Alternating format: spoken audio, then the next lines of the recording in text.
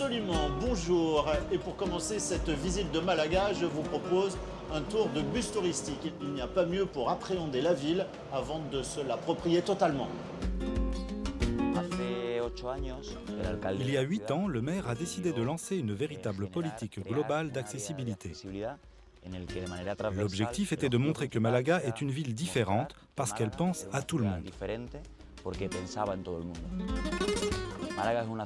Malaga propose une offre culturelle importante. Si vos attentes sont liées à l'éducation et à la culture, vous pouvez trouver une multitude de musées accessibles.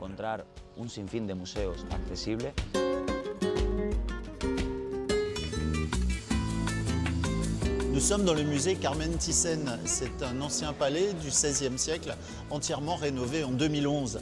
Il présente une collection d'art espagnol et andalou du XIXe siècle.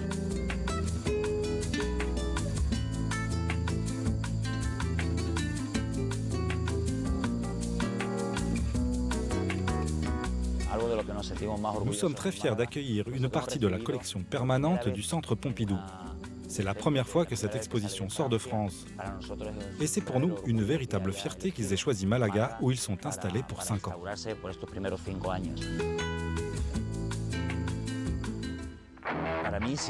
Ce qui est le plus important pour moi en tant que touriste, c'est d'abord de pouvoir me loger confortablement et de me déplacer facilement. C'est tout un art de commander un café ici à Malaga, selon que vous l'aimiez, avec plus ou moins de lait. Ce sera un café sombra, café mitad ou café largo. À Malaga, il y a une flotte de 250 autobus qui transportent 46 millions de passagers par an. Tous les bus sont totalement accessibles. Nous avons également une flotte de taxis complètement accessible. Il y en a près de 160 qui sillonnent la ville. Ils permettent de se déplacer confortablement. Et puis il faut savoir que la ville a cherché à éliminer les barrières architecturales. Les cheminements piétonniers ont été faits de façon à ce qu'ils ne glissent pas. Ils sont sûrs pour les personnes à mobilité réduite et les valides.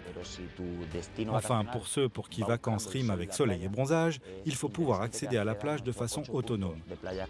Sur plusieurs de nos plages, il y a des rampes et des cheminements praticables. Au final, Malaga est une ville balnéaire qui possède toutes les infrastructures qui la rendent accessible. Il est difficile de toucher au patrimoine historique. Et il reste, de ce côté-là, encore beaucoup de travail. Mais dans des lieux comme le Théâtre Romain ou l'Alcazaba, nous avons réussi à créer des itinéraires piétonniers qui sont accessibles. Je pense qu'il est important de souligner que notre ville a beaucoup travaillé sur les loisirs, et dans le cadre de l'accessibilité. Qu'est-ce que j'aimerais si j'étais touriste? J'aimerais m'installer et vivre ici à Malaga. Il faut savoir que Malaga a été plusieurs fois primé au niveau européen pour son accessibilité. N'oubliez pas le site internet de l'émission pour avoir toutes les informations relatives à ce voyage. Il ne me reste plus qu'à vous souhaiter une très bonne journée. À bientôt.